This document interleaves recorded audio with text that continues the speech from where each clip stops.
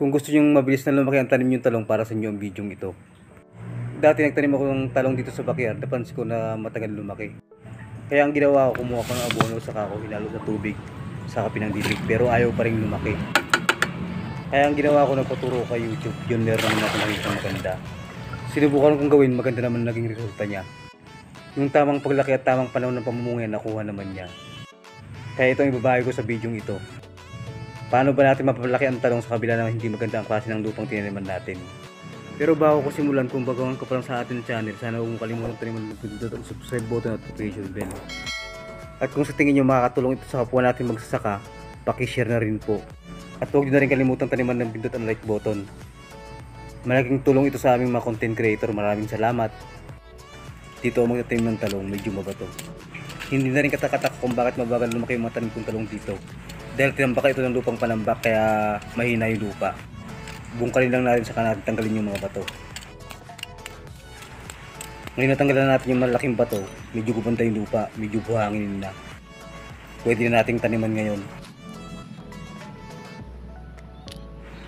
Pero bago ako magtanim ng talong, meron muna akong ilalagay sa lupa. Ito yung tinatawag lang dupos. Ang dupos, hindi ito inorganic na pataba. Organic fertilizer ito na galing sa dumi ng paniki, yung tinatawag lang guano. Ang maganda pa sa dupos, soil conditioner ito. Kaya maganda rin itong gamitin lalo na pag acidic na yung lupa natin. Kukuha na ako ng dupos, saka ibubudod ko sa lupa.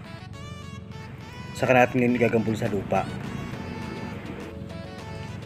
Ang nilagay ko ditong dupos, mga kalahating kutsara lang siguro, tansyahan na lang. Pagkatapos kung may lagay yung dupos, imimix naman natin na mabuti. Ayun, pag na-mix natin mabuti sa lupa yung dupos, pwede na tayo magtanim. Yan, taniman natin. Kapag nailagay natin yung halaman, pwede natin tabunan para tumayo. Para kapag nagdiligan, hindi matumba. Ngayon, pag naitaniman natin, pwede natin daligan. Dito natapos yung unang yugto ng pagtatanim natin ng talong.